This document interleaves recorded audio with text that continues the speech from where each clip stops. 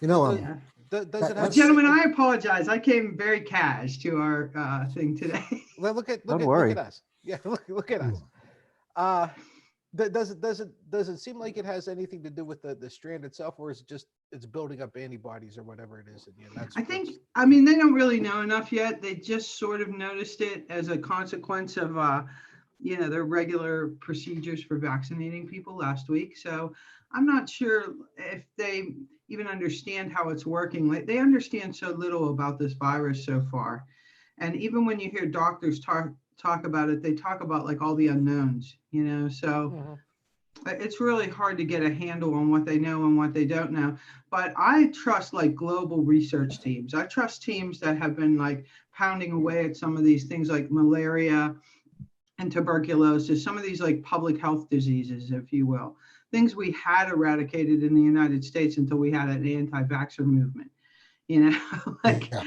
measles and mumps, and you know what I mean? Like, teams that regularly work with those explosive diseases around the globe are more likely to figure things out faster and be more nimble in figuring things out than like doctors who haven't dealt with some of these issues in the whole of their career. Like, somebody in our generation might never have seen a big TB outbreak unless they've Right. traveled and practiced medicine abroad or somewhere, where that's happening. However, in the United States, we now have TB outbreaks again because we have anti-vaxxers.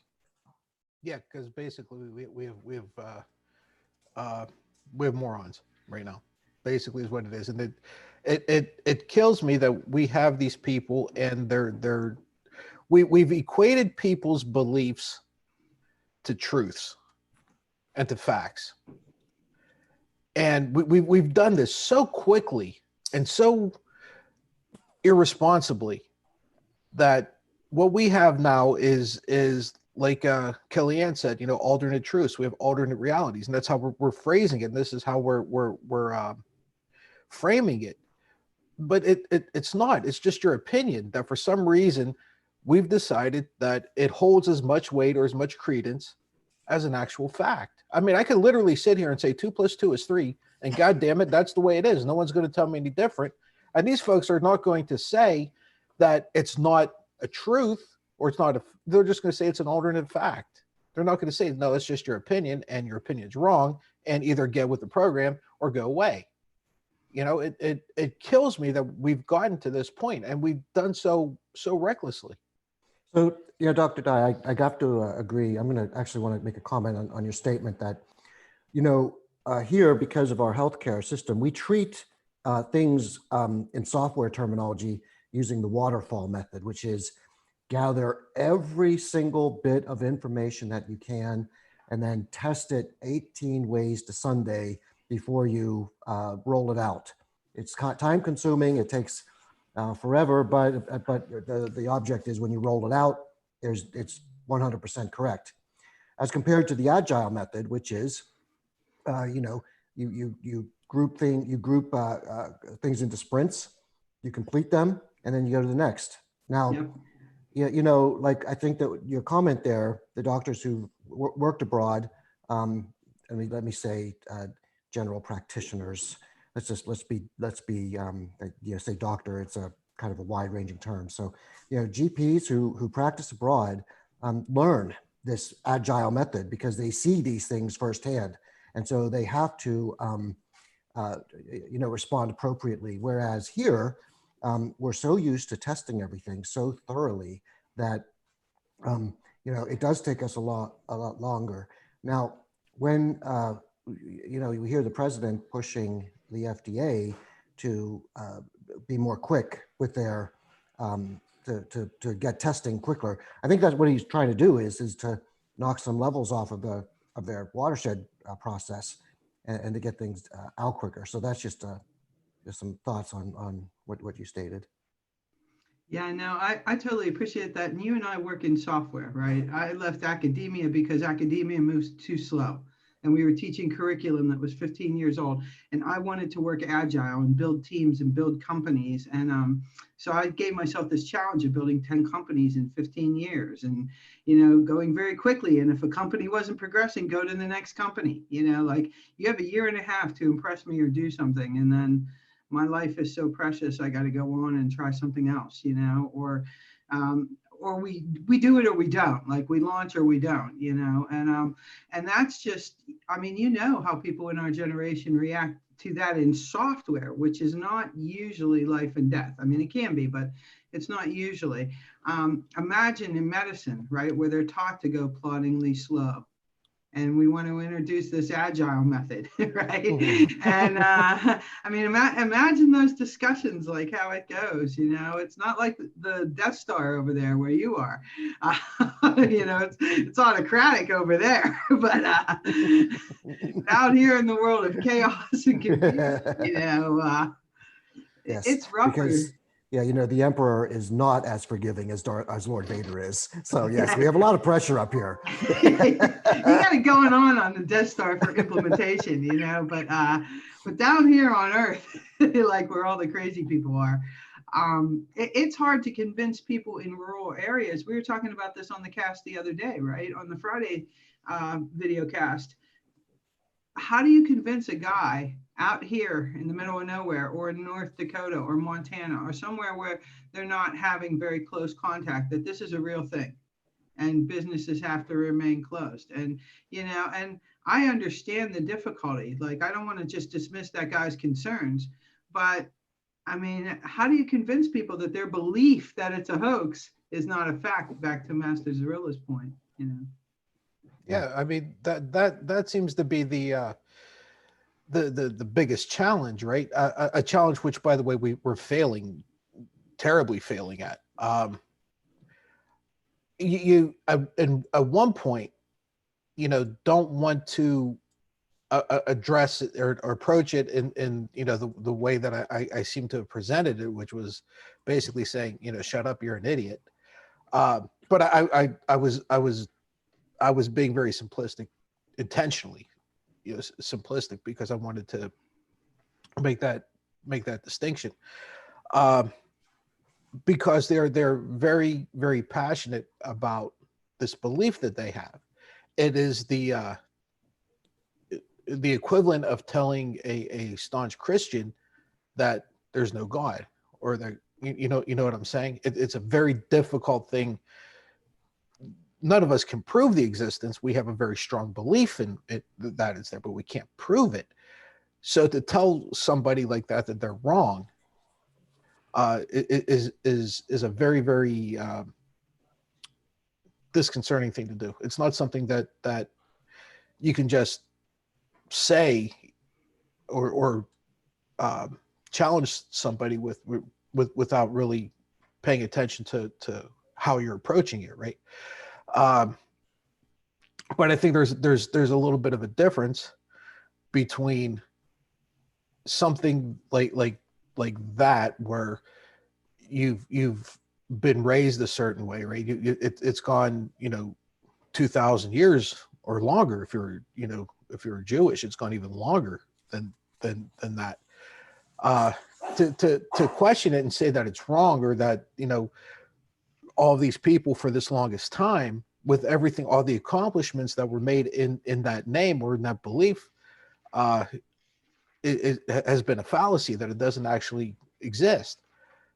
It's another thing whenever, I think we had the same conversation. I think I addressed Lou with it the other day, whenever I said, what's the one thing that drives you crazy, more crazy than anything, is whenever you're in a business environment, you ask, well, why is this happening, or why are we doing it this way?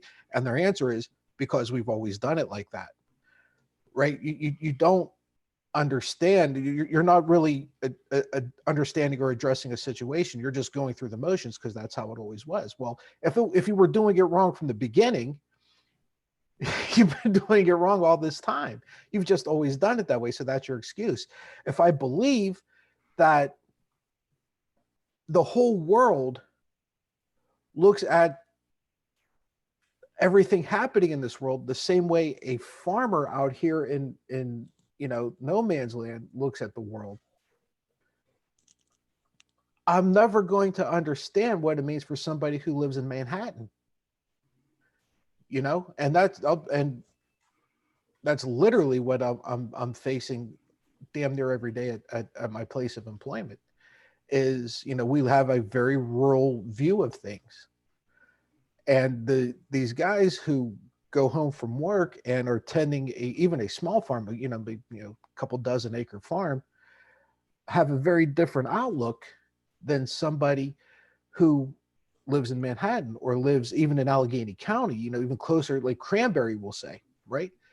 And they don't understand why those people, and I say this term specifically, those people are so wrong and how they're dealing with things and how they're looking at things.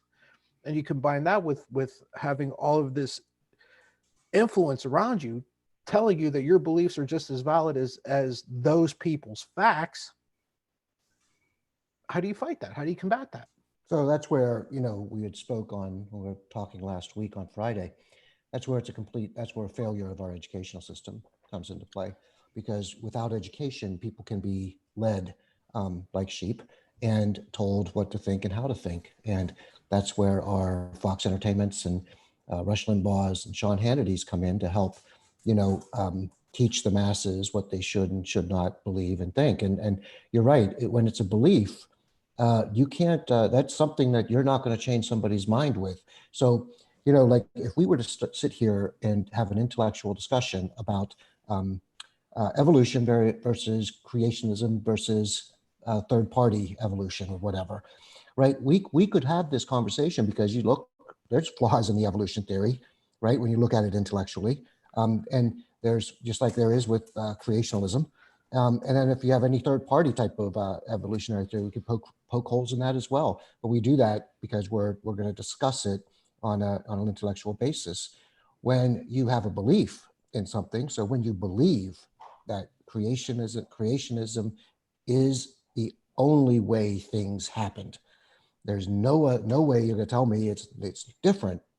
When you believe that, then no matter how many facts and all you present, not going to change that person's mind. And so these people who believe that these vaccines are, poison or whatever it is they're saying, that's their belief. And so we're not going to be able to argue with them by presenting facts about, look, these vaccines actually keep you healthy. This is why we don't have, what they called, you guys know what they called tuberculosis back in the 1800s?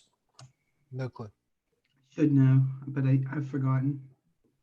It's the coughing disease. And so, and you just start, and you start to cough a little bit, maybe a couple times a day, and it progressively gets worse until you can't breathe anymore, and you can't swallow, and you can't eat, and that's how you end up dying. You starve to death. This is how you end up dying. Horrific. And we have a vaccine now that will save people from that. But we don't learn from our past. I'll get the exact name for you. So that's why it's effective. That makes better sense in the sense that maybe that vaccine helps with the lungs, with what's going on in the lungs. Consumption is what it was called. Consumption. Because it consumes you. It literally does. Horrible.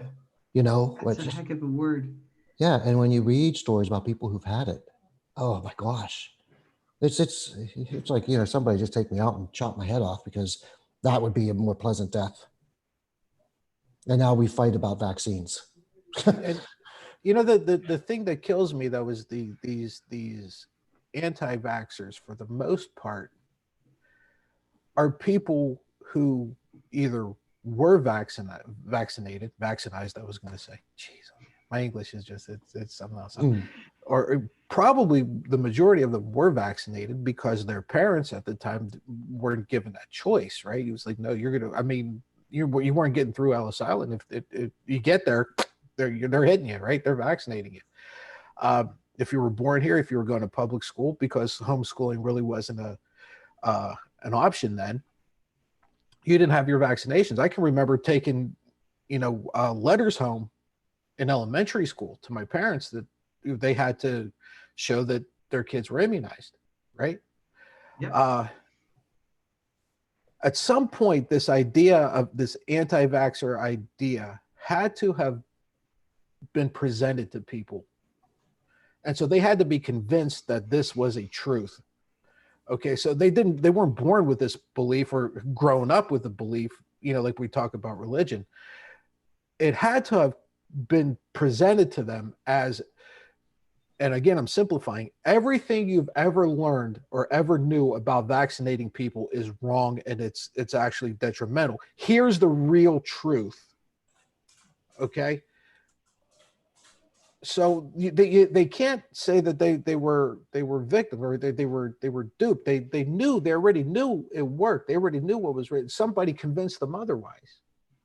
Well, they read it on the internet. In the early days of the internet, on bulletin boards and whatnot, all kinds of weird conspiracy theories used to circulate on. Remember America Online? Yes, I do. CompuServe and Yes. Prodigy, right? I mean, they had discussion boards, and it was like modern day Reddit or 4chan or something. It was nutball, right? People's consciousness didn't change. Our technology changes, but our consciousness and our ability to like sort fact from fiction never changes, right? Plato's bitching about it in the Republic. I mean, this is his constant thing. Like, oh, people are never going to learn. Justice is the way to go. But, and so we're still fighting about that. But I think we have identified like two really interesting problems. On one end, you have low education, sort of the bubbas of the world or whoever, right? And they're anti-vaxxers and they don't believe any, the COVID thing is real and blah, blah, blah. And on the other end, we started talking about earlier, this whole medical establishment that's very waterfall method, like Master Miller said, right? These guys are all like, we're going to study this for 18 months and maybe we'll come out with a trial vaccine, and like, that's not going to be acceptable this time around. You have to work like a jungle doctor. You have to work like an Ebola doctor in the middle of an outbreak. You have to be agile. You have to have a sprint. You have to have 3 or 4 sprints to figure out where it comes from, 3 or 4 sprints to figure out how to, remedy this thing. And if we have any off the shelf medicines, and then 3 or 4 sprints to come up with a, vaccination. And we need to move on. Like there's a year to get to here.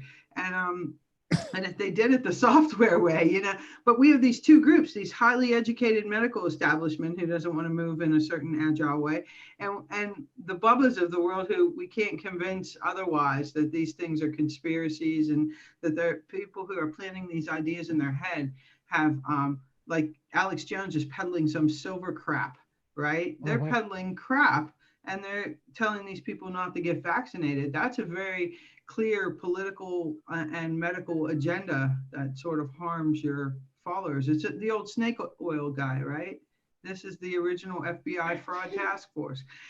So even though we have fancy new technologies and new ways to peddle them, we still haven't like really upgraded our minds to really wrap around what's going on. Exactly. I wonder in this this state of two worlds that we I say that almost tongue in cheek because I think we're only seeing two worlds now because of some of the people that were involved. We've always had two worlds. We've always had two different, right? It's just that the other world that we've had were always just such a group of people that were not considered to be equals anyhow, right? So their world was far different than the second world that we're seeing now. Here, it was minorities, it was women, it was that's that's the other world, right? And our white man's world is the only thing that counts. And now you have two worlds where you have these white men in both worlds, and now you're seeing this battle coming to the surface. In reality, this battle's always been here, just that the participants have changed. It's no longer, as pardon the pun, it's not as black and white as it used to be. So I'm real curious what we do, or what both of you think is a direction to go in order to bridge this gap.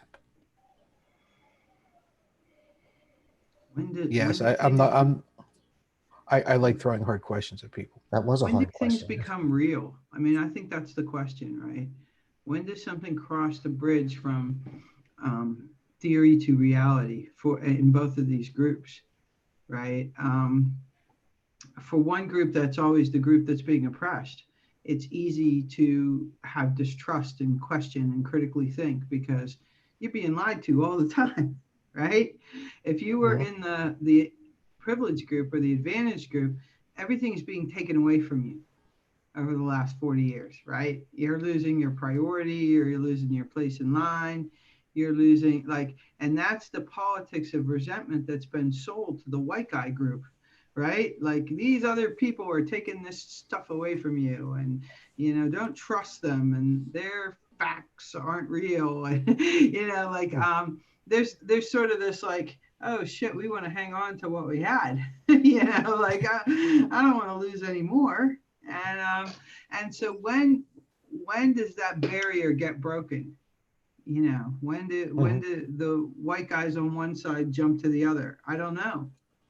I mean, I don't have an answer for that because I've always been on this other side. Mr. Grant? It's going to take a generation. And so let's clarify that, and we saw this in the last election. It's white people in general. Okay, the country has been for too many years, first of all, dominated by white society, and then, pardon the word, but pussified by the white society. Why do you think we're such germaphobes? Why do you think we have, all these, this whole Corona thing, it feeds right into the fears of the white society in general. And, for myself, for one, I'm happy to see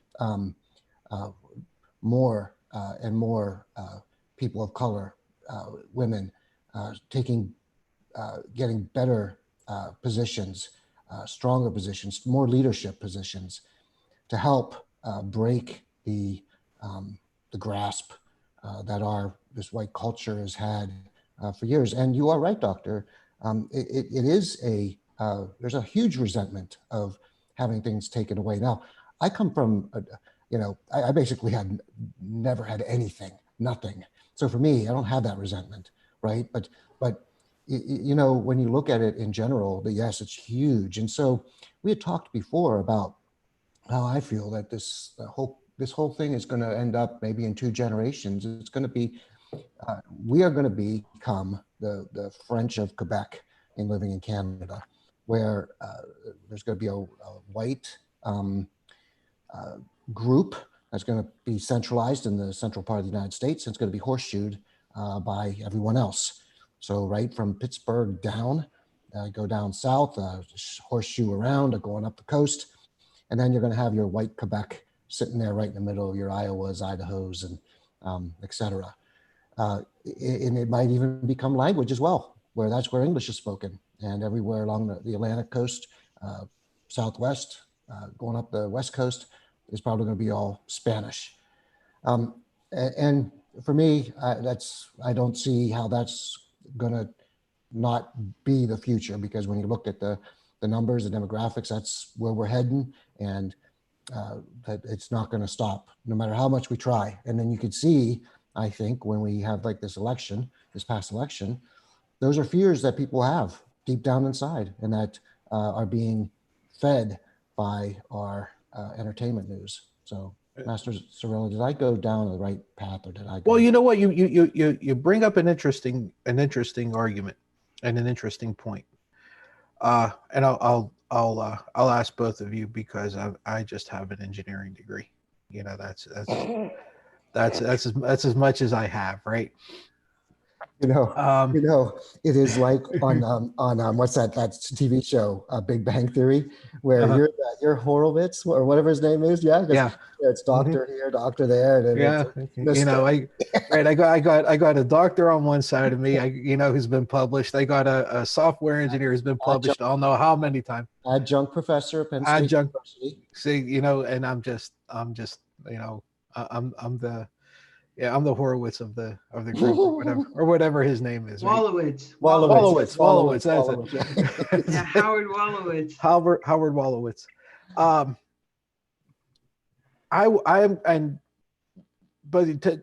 Tell me where I'm right and where I'm wrong when I make this statement, okay? I think that a lot of this is because you are seeing an influx of folks who are either, it's twofold, and not necessarily separate, but two different things.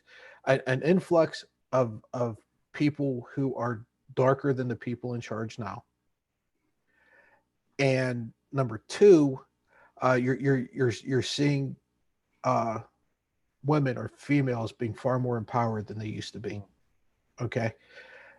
And whenever you have this dynamic and you see the folks who have this status, and Dr. Dye, you had mentioned how they look at it as if things are being taken away from them, right?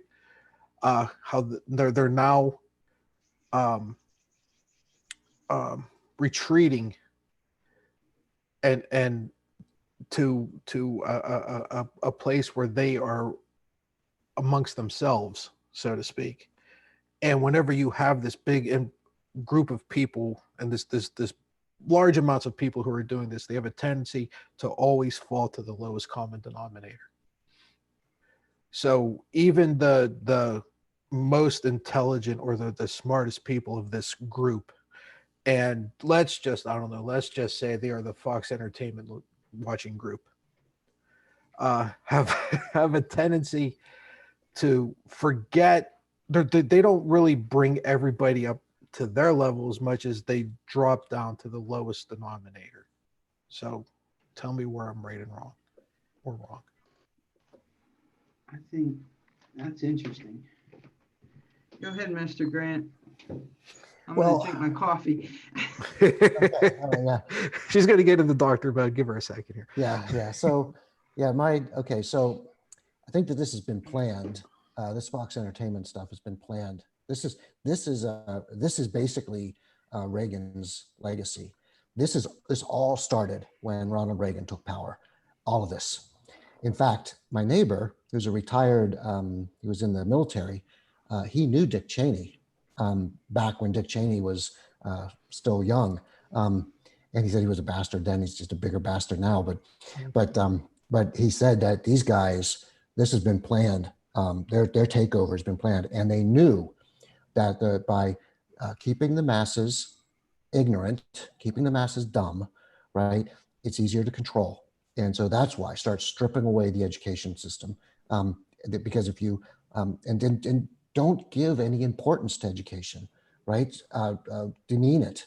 Say that those liberal progressives think they're so smart, right? And make them the bad guys, right? And so then once you're able to do that, then you're able to control, and it's all about control. And I hate to bring up the Nazis, but they were the ones who really defined. Joseph Goebbels defined how to use propaganda to manipulate the masses. And he was a master of that. And that has been carried down, as nobody will ever admit it, but that's where they got these ideas from.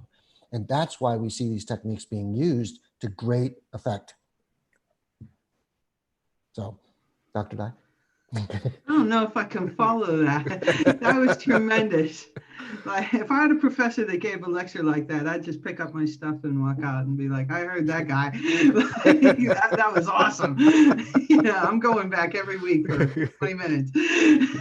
But I'm one of the bad guys, right? My experience, I started out in technology and building recording studios and programming, and my first degrees are in computer science, and then psychology and philosophy and all these things. And I taught at the university level for 20 years. So I'm definitely one of those liberal progressive bad guys. So when you were saying that, that's exactly how it went down. We were vilified, we were demeaned, our profession was deprofessionalized. 70% of the professors on campuses now are adjunct because there are no full-time positions, right? They've reduced the profession to the compliant few, the yes men, those who are willing to just put their heads down and teach 20-year-old curriculum and allow education to be dumbed down and give everybody a gentleman's C.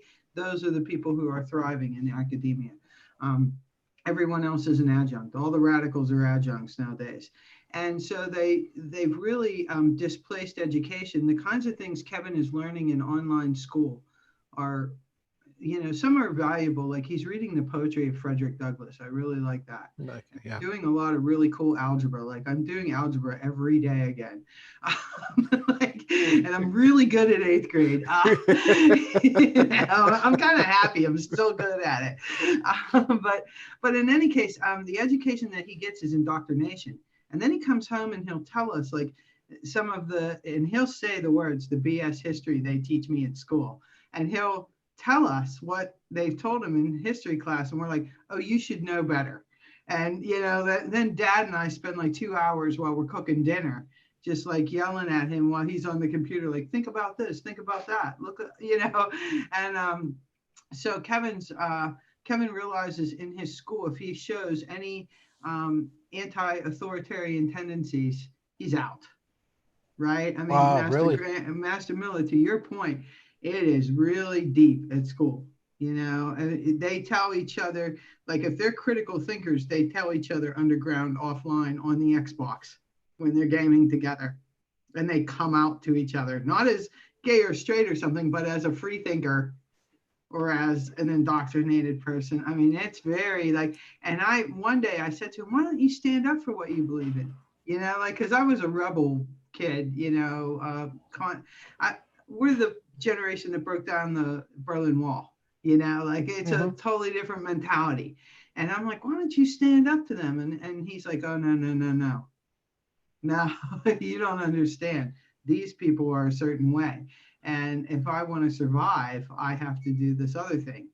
And it's very Nazi-like. It's very, to your point, it's incredible the world he's growing up in versus the world we grew up in generationally as a cohort. It's very interesting. Just on that, on the generational thing, and looking at education. So when my undergraduate at Penn State, I was really good in math, quantitative business analysis. I got A's, calculus A's, statistics A's. People always helping people, right? I really thought that math was good for me. And then I started to work after college. I went and worked at a Japanese company, and I was the laughing stock of the company because I was so weak in basic mathematics.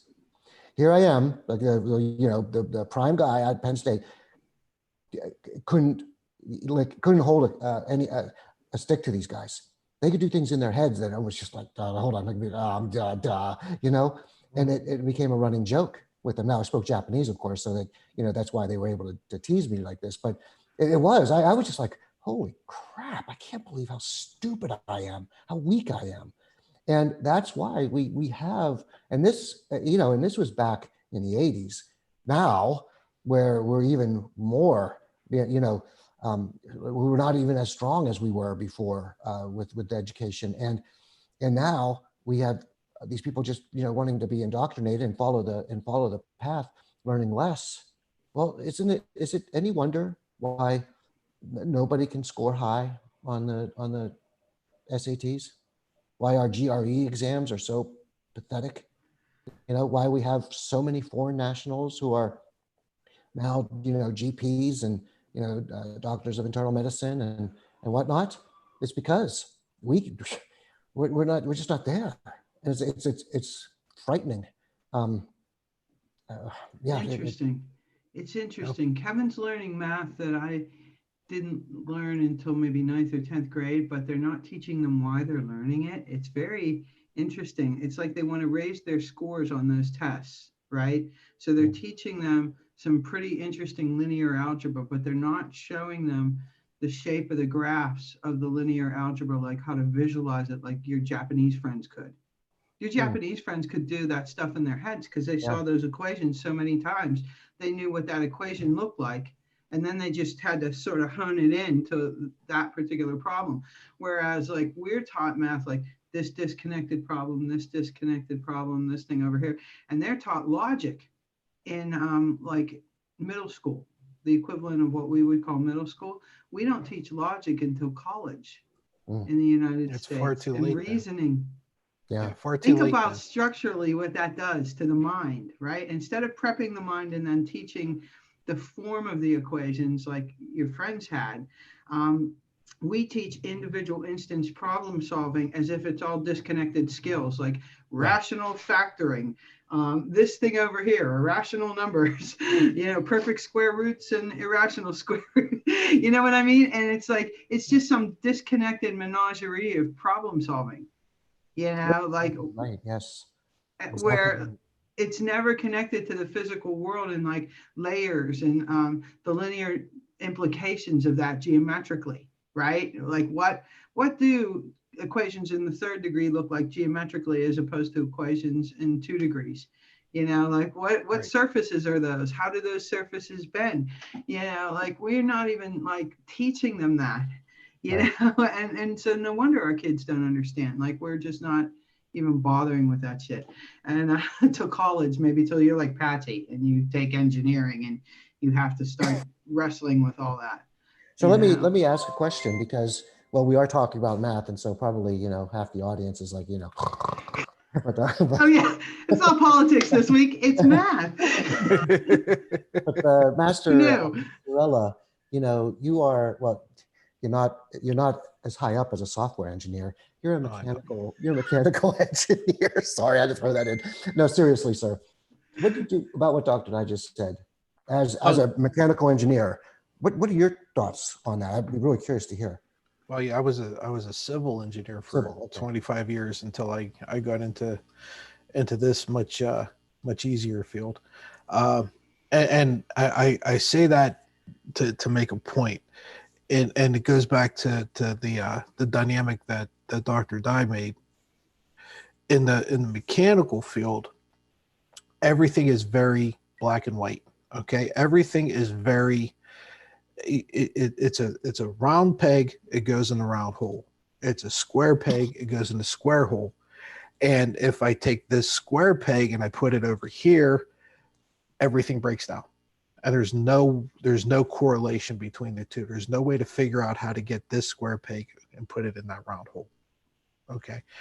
Whenever you're a civil engineer, it's a Lego set. Okay. And you have something that has to move and build and flow, and water moves a certain way at a certain speed, and it's very organic how you do things, right? So you have to learn to think organically. You have to learn to think about a lot of what Dr. Dye was saying. Your logic system is a lot more than just, if this square peg is trying to get to this round hole, then the result of the equation is 0 and you turn it off, and that's it. You got to figure out in our, where I came from, you didn't have that ability to turn. You didn't have that option, right? It's like high level calc, 1 0 or not enough information, right?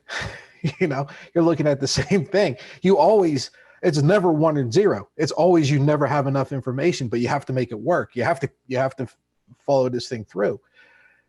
So your ability to critically think is no longer linear. Okay, it's no longer going from here to here, square, round.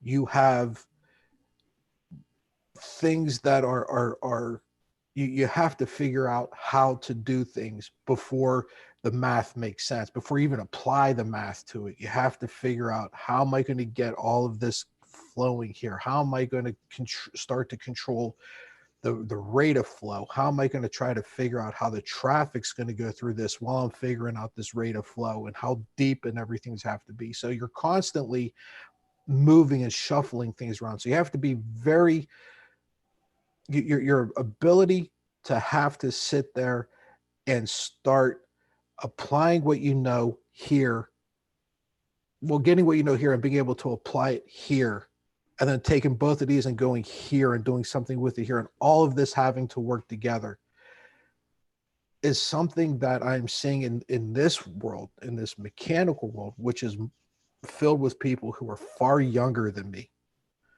Okay. They can't do that. They don't have the ability.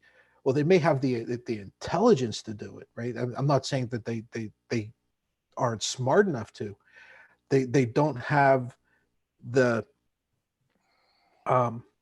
education to do it. They're not taught that, hey, just as it's not, 1-0, doesn't mean it's working or not working. You got to figure something out here. It's on you to figure out how to get this thing flowing. You can't just be in a certain range of numbers. It has to live. It has to be able to do things. That's something that they're not learning at all. They don't have the ability to sit there and say, okay, all of these things have, there's a relationship between all of these things. And how does that work? And can you get all of these things to work together at the same time? Or even when we talk about an engine, even an internal combustion engine, things don't happen at the same time, right? You don't pull in the gas, condense it, have the explosion, and then release it. That doesn't happen simultaneously. There's a series involved, right?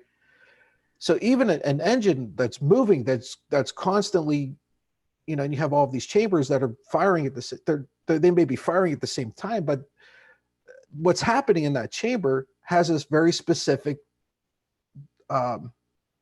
direction. These very specific things have to happen the same time, all the time, in the same time.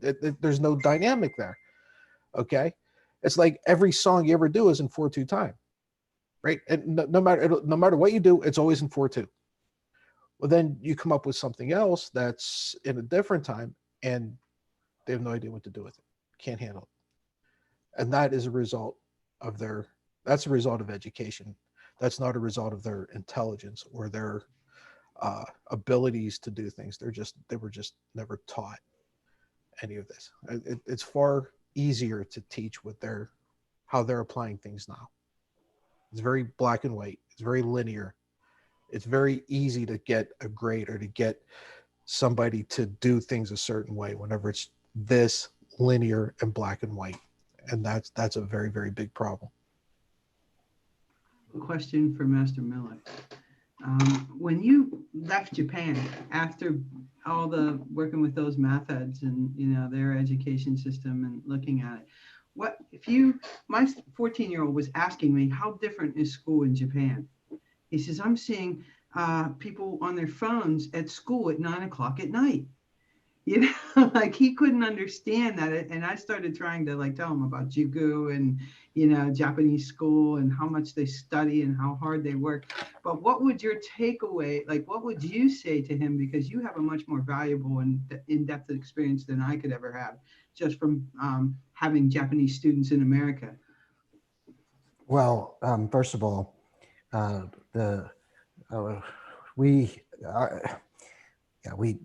it would be a shock to the system, So first of all, it's so competitive. I mean, it is so tremendously competitive, and they weed people out. And when I say that, it's not meaning like you're going to just become a failure and be a bum on the street. No, they weed you into what your lot in life is going to be. So at a very early age, this person's going to be a mechanic. This person's going to be a plumber. This person's going to be a teacher. This person's going to be a doctor. This person's going to be a businessman. And and unfortunately, there's people who don't fit. And those are the ones who unfortunately have the worst of it, because if they're not pegged, then they really are kind of lost. And now you have the people bouncing around between jobs and can't hold things down and have to work menial type of tasks. So it's highly competitive in all aspects.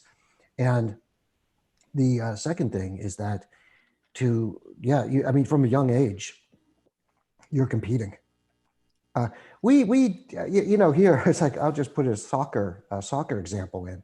It used to be that you would at what age of 6 or 8, you would field a full 11 players on the field on a real pitch, and you would play to win. Well, probably 15 years ago or 20 years ago, that wasn't healthy, because these guys would be losers, and that's not the right thing to do. So we can't keep scores. And what do you mean, Jimmy plays the whole game and Joey only gets 2 minutes? That's not fair. Joey needs to play the whole game. Everybody needs to win, and everybody needs to get a trophy. And that's, oh my gosh, that's not, and I'm not being facetious. That's true. I mean, I had a competitive team that was so good until the association started to break it down to not be competitive. It's recreational. And I lost all interest. And then my middle school team was the same way. We won a championship, diocesan championship. And then the parents started, well, my daughter didn't play as much, blah, blah, blah. And before I knew it, it became a recreational thing, and we couldn't survive there in Japan, because it is, you either win or you lose. And yeah, I mean, my host family, the kids, wonderful, wonderful children, but they weren't gonna win. And it was hard. It was hard for them, hard the parents, to kind of realize that. And then you start saying, okay, what can you win at? And you try to, but yeah, it's a very competitive, cutthroat. Yeah, and that's what my students would tell me when they would come. They would be like, it is so easy here. I hardly have to study at all. Yeah. And then they would tell me, stories that were similar to that, and that's Plato's idea. Sort them out when they're young. Figure out what they're good at when they're young. Sort them out. That was kind of a tongue-in-cheek proposal, but he was serious about it in a sense too. He was like, look, not everybody has the same aptitudes. Start trying to figure out what children are good at when they're young, and then start leading them in that direction, right? Not in a negative way, but just in the way that, you're going to put all your energy into the kids you feel like are going to be engineers or scientists, or the ones that can handle organic civil engineering, versus the guy who's going to be repairing the machine at the Casio watch factory. Get those guys all separated out, right. And that's very Platonic. That's very Western. I mean, that's not just an Eastern idea. That's my whole point. It's very Western.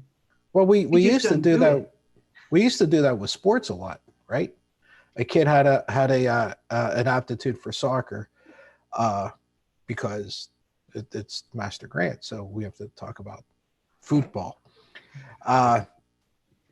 And if you saw a kid who did that, or had an aptitude for it, you very rarely put a baseball bat in his hand, right? Then the idea was, well, let's let this expose these kids to baseball and football and soccer and all these other things, and see if something else grabs their interest. And now you're back to the point where if a kid is playing, we'll say basketball. Basketball is a great example, because I saw this, I saw this a lot with my brother whenever he was in high school, going back quite a few years. But with my niece, we saw it even more, where she played basketball. She played for a local high school, and it was very much implied that is the only sport that she's going to play.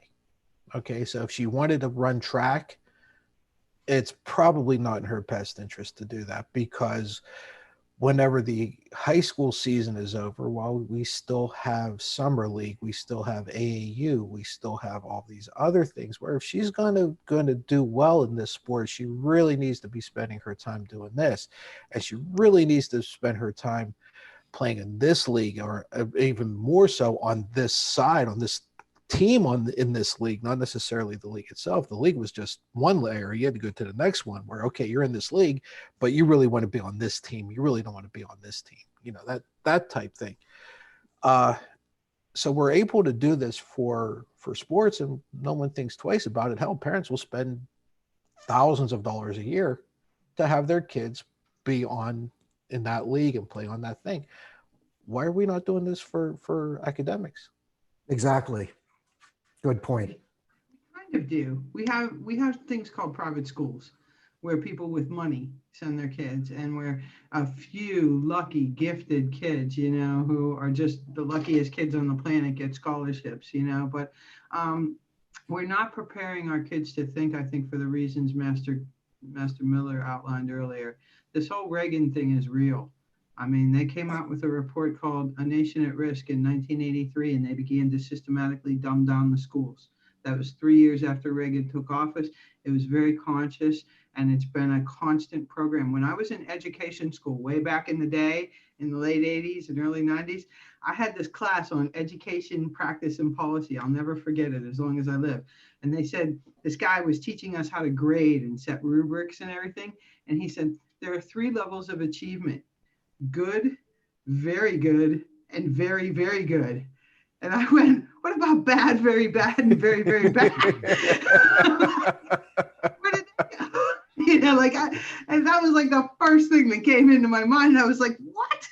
And I said it out loud, and this was how my foray into K through 12 education ended on that day. He was like, we are not having those levels anymore. That's negative reinforcement.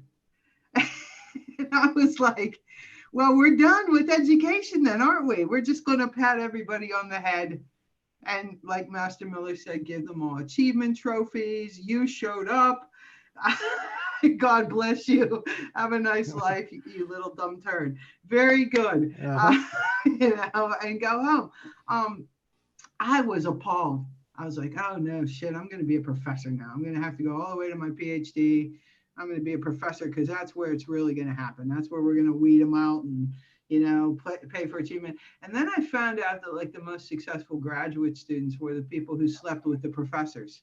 And the people, I was such a naive idiot. Like at every stage, I would go in with these very idealistic notions, and I'd come out on the other end, and I'd be like, oh, it wasn't like I thought it was. Like the way it looks in a comic book is not the way it is in real life. So, well, and Dr. Dye, it's the good, and not only that, but it's also the good old boys club, because that too. I know people, kids who were in my son and daughter's groups that have gotten themselves into law school, got themselves into medical school. And it's not because of anything. It was because they had an uncle. Yeah. Oh yeah, you're right. I mean, but it was interesting. Yeah. It was very interesting because at every stage when that would come up, I'd be like, oh, this area of academia is just as corrupt as like the world, like I kept looking for this pure place where there was no corruption, right? And probably in my 40s, I quit looking for the pure place because it was like, well, every place I go is kind of messed up. Like forget about this. Just forget about searching for the new pure place, like it doesn't exist. It does not exist. Like it was sort of that moment, when they were looking for gold in Mexico, the Spaniards, they kept looking for gold in Mexico, and the Indians would kind of lead them into the jungle and kill them and take all their money. It was kind of that, like I felt like I'd been let in, every time, like the Spaniards, and then something would like open my eyes. But I think the point is to get people to see through the media, the propaganda, right? This is where we started the day. Maybe this is how we come in for a landing.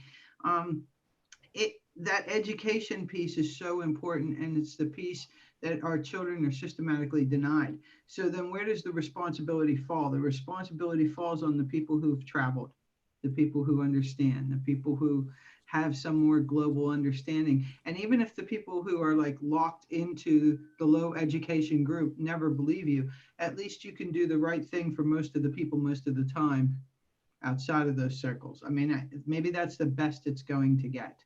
That's a very utilitarian position, but I'll be honest. I think you're right. Yeah, we've done so much to break down the positive things and the more competitive things that we've built up that, you know what, when it's taken away, you can never get it back, right? And it's gone. And I don't see it coming back. The only thing I think may happen is you starting to see this generation, and this is what will kill it. We see this generation of kids who have gone through the education system and look at what, not only what they were taught, but how they were taught. And I'm seeing it in kids in like their late teens who are saying, boy, this whole thing was crap. That's just not really how it is. And maybe, you know, we'll go back and to that generation and say, you know, maybe they're the ones that are going to kill this thing and say, yeah, no, I'm not going to have my kids be as unprepared as I was whenever, you know, I was a kid. I hope so anyhow, because if not, we're fucked. We're all done. But it's my positive outlook on things again, Dr. Dye. It's better than my outlook. That's actually, I like that, because you're right. It's going to come around. It's going to come back around. And I'm starting to see it a lot. Yeah, people are going to realize Yeah. this does have value. And yeah, I like it. I do. I'm starting. Dog. No, I love your dog. He looks like he belongs on the Death Star. Look at him. He's so cute. She's a good girl, and Aw. and yeah, she helps me when Darth comes around. Lets me know. Oh, she's sweet. I don't know, like what are your kids like? Oh, look at that. Yeah, there he is. There he is coming down the hallway. Our kids are all three different ages. Like, we raised a generation of nephews who are in their early 40s and early 30s. Our kids are all different ages. I see a lot of hope in younger generations who would be, let's say, 30 and under today. What do you guys think? I mean, I like those kids. I agree. I don't know about 30 and under, but definitely and under.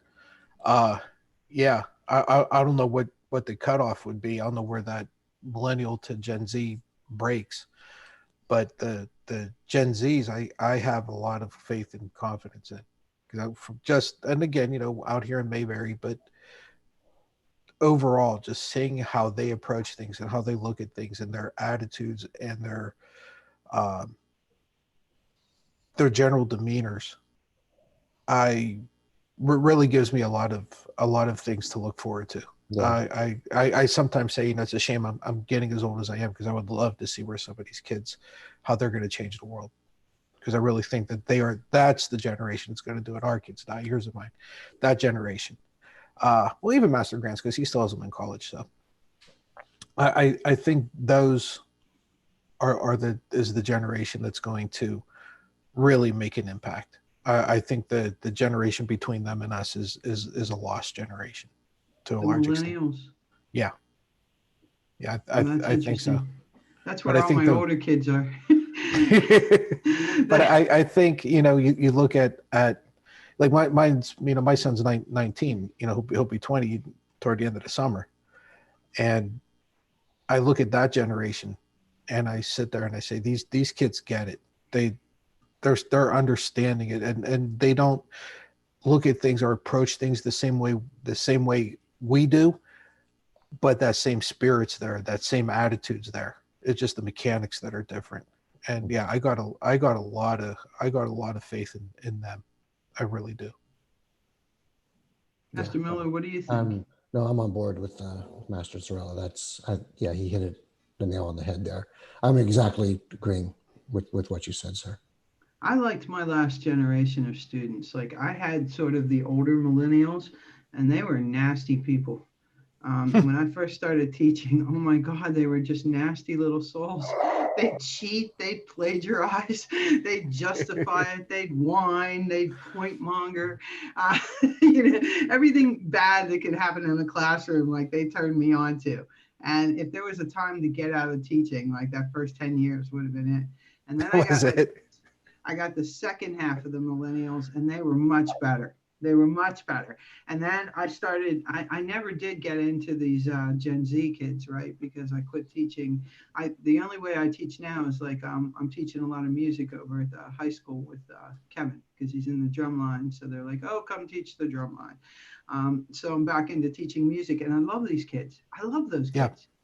Yeah, They I do see too. right through the propaganda. They see right through the nastiness. They see, I mean, they're very like, they're not always as respectful as we would like, and they don't have the protocols that we were raised with, right? You have to say to them, like, that's Dr. Bowser to you, you know, or like, so you got to like lay them back a little bit, right? For that, to keep that distance. But they're good people. Yeah, they They're are. good people. Yeah, and you hit it right on the head where they have a unique or an innate ability to see through the bullshit, and that I think is going to serve them well.